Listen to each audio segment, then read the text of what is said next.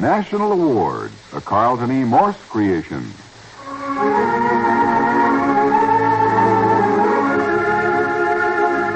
One man's family, now in its 26th year, is dedicated to the mothers and fathers of the younger generation and to their bewildering offspring. In 60 seconds, we'll hear Chapter 45, Book 129 of the Barbour family saga. But first, hear this. December 1945. World War II has ended. In Moscow, the foreign ministers of the Big Three meet in an attempt to solve the mounting international problems that threaten the peace. 3, and only 3, American newsmen are admitted to the Soviet capital, especially to cover this historic conference. One of these 3 is Leon Pearson. Moscow, 1945, and Moscow again in 1947.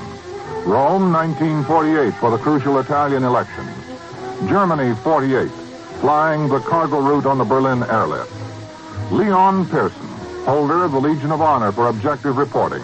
A man with a first-hand knowledge of history, is typical of the top NBC newsmen who broadcast news on the hour.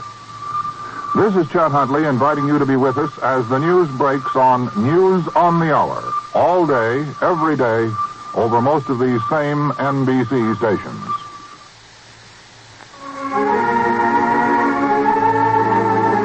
Today, beginning of a house party. On a cold and blustery March afternoon in Seacliff, San Francisco, Mrs. Claudia Barbour Lacey, home from a trip abroad, is visiting her parents in the family home at Seacliff, trying at this moment to catch up on all that happened in her absence. Yes, Claudia, but we want to hear about Rangoon and the Irrawaddy. Now, Henry. Dad, first I want some detail. I'd write letters and ask specific questions, and nobody ever answered. What's the story about Bruce Conrad and Joan? Oh, nobody confided in me. You'll have to ask Paul. Do you know, Mom? Not very much, I'm afraid. The young man worked for IAF. Paul fired him. Perhaps he'll tell you why. He didn't volunteer a word to me. Somebody wrote that Penelope has been going with Bruce, too. Did Joan drop him, or Penny move in, or what? I can't answer. Talk to Paul. We really haven't been told much about it. Henry, go on with what you were saying. You said you'd give her the high spots. Oh, well, I thought I'd wait and tell it all with Nicholas here. He won't be back from the Sky Ranch till tomorrow, so go ahead. Yes, well, I'll go back to what I started to say about Hazel and work up from there. Well, Greta Stephenson has moved in with Hazel and Daniel. She and Hank will be married June 27th. Oh, good. And Grandmother Stephenson has flown over the North Pole and gone back to Norway. Why? That's another long story. Left in a huff. She doesn't like us.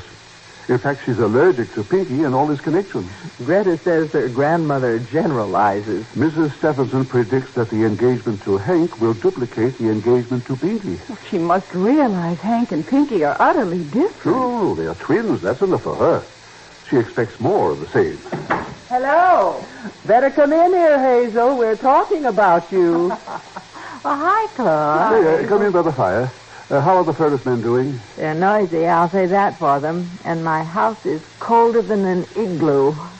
Well, how does it seem to be home, Claude? Wonderful. But I haven't begun to catch up. Hazel, tell her about being a corporation wife. I was just getting around to it. Yes, I hear Dan's had a terrific success. But tell her the problem. Oh, some other time, Father. Claude and I'll have a few hours alone one of these days. Oh, my, it's good to have you back here, Claude. Is Pinky going to move into your new house with you, Hazel?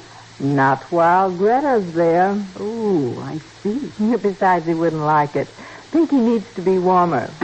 Claude here? Hi, Paul. Yes. We're in the library, Paul. Claudia's been waiting for you. I got home as soon as I could. Welcome. Well, she's been asking me questions about Bruce Conrad. And I said I couldn't answer because the details were kept from me.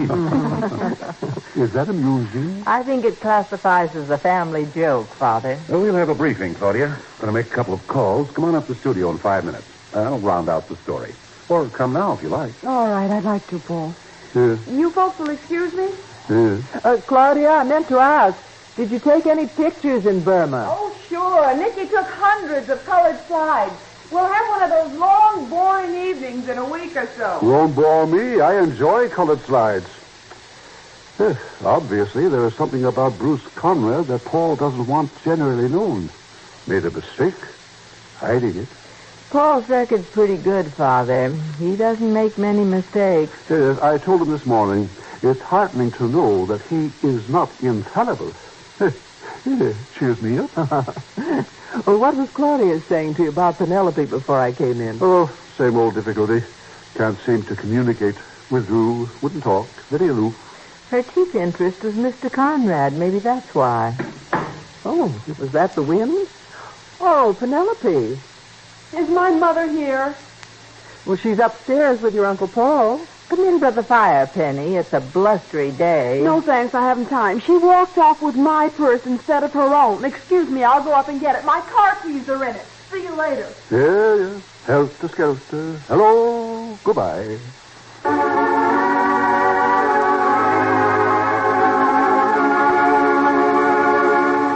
We'll return in just a moment to One Man's Family. No job is more important to a mother than looking after the well-being of her family. No laxative is more dependable than pleasant-tasting chocolated X-Lax. X-Lax is the laxative that helps you toward your normal regularity gently overnight. X-Lax is so gentle that many doctors recommend it for youngsters as well as grown-ups. You like the way X-Lax brings you relief, the gentle way that nature wants, without upset, without embarrassing urgency. You simply take X-Lax tonight. It does not disturb your sleep. And tomorrow you'll be well on your way to your normal regularity. So make sure right now you have America's preferred laxative on hand, X-Lax.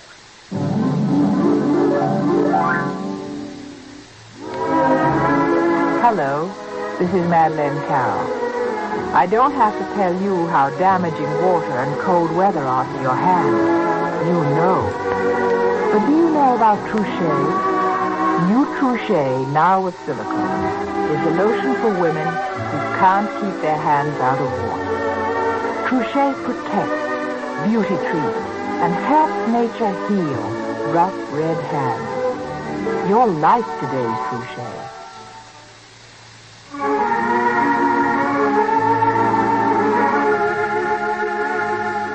In the studio at the top of the house, Paul has been saying... So this boy, Bruce Conrad, fooled us, Claudia. He's a very personable chap and good pilot. But the trouble was our personnel director merely skimmed the surface. Paul, I've got the wrong purse. Pardon? Forgive me for interrupting. I'm fascinated. But this must be Penny's purse. I picked it up by mistake. Want to phone home and tell her? Oh, maybe I'd better. These are her car keys. I'll get her. Oh, here's the letter she was going to mail. Well, come in.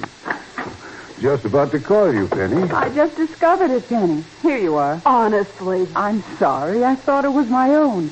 Don't forget you have some letters there to mail. I put it down, turned my back, and it was gone. I suppose you've been all through it. Penelope, I know where there's a good Swedish masseuse, steam room, rubbing tables.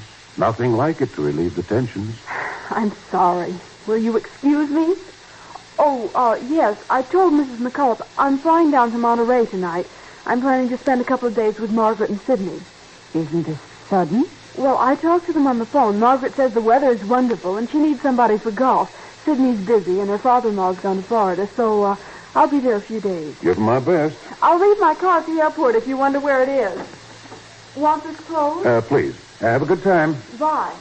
Bye, Mother. Goodbye, Penelope. Well, You started to say your personnel director had skimmed the surface. Go back to that, will you? oh, yes. Well, Bruce Conrad had served in Korea, became a prisoner of war. Our man didn't check any further. His employment record said he was unmarried. They didn't check that either. The facts, however, were these. In the POW camp, he displayed no loyalty to his own men, to his country, to ideals or principles. The Chinese communists had no trouble making use of him for propaganda. He chickened out early. Furthermore, he'd had 2 wives, was divorced from one, hadn't bothered to divorce the other. This is why you fired him? Oh, no, of course not. If we'd known all this, he wouldn't have been hired in the first place. I fired him for downright dishonesty. Do you know where he is now, Paul? No? Why? One of the letters in Penny's purse was addressed to Mr. Bruce Conrad in Monterey. Maybe that's why she was so upset. Monterey. Monterey, California, or Mexico? Oh. Oh, well, I don't think I noticed. Rather important item. We'd better find that out.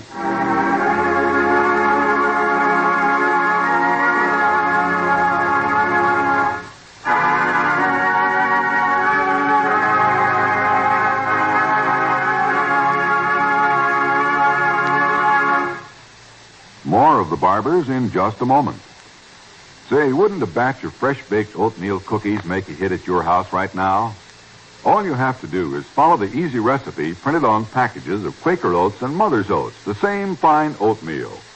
High-protein Quaker Oats gives cookies a tasty nut-like flavor and extra nourishment.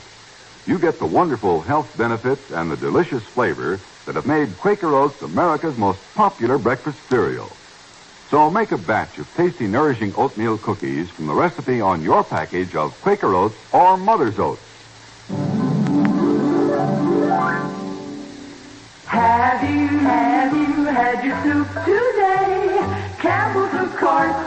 Campbell's, of course. Once a day, every day, you should have a bowl of Campbell's soup. Have some Campbell's right now.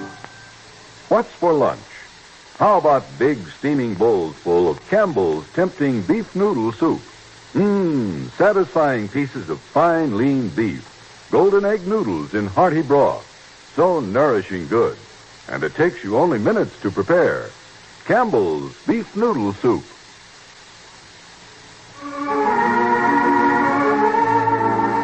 Claudia, coming downstairs a little later, finds Father Barbour alone in the library. Yes, Claudia, come and join me. Everybody's gone. I'm sorry, Dad. Paul's going to pick me up at home. We have an errand. Yes, Hazel went home to her house, and your mother rushed off to talk to Betty.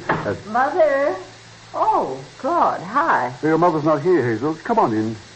Claudia has to leave. Sorry, got to run. See you later, Dad. Yes. Hello. Goodbye. See you later. Father, the furnace men say we can't possibly have any heat whatever until Friday night at the earliest. Oh, you freeze. There's a cold front blowing down from the north. I know. Now, do you suppose it'd be all right if Dan and Greta and the housekeeper and I move in here for the next few days? Yes. You bring Greta? Delighted. Hank and Pinky can both move upstairs to Teddy's old room. Oh, yes, we'll work it out.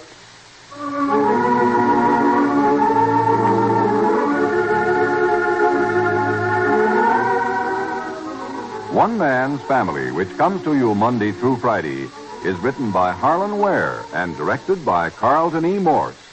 This program has been selected to be heard by our armed forces overseas through the worldwide facilities of the Armed Forces Radio Service. In Chapter 46, Book 129, A Matter of Persuasion. Frank Barton speaking.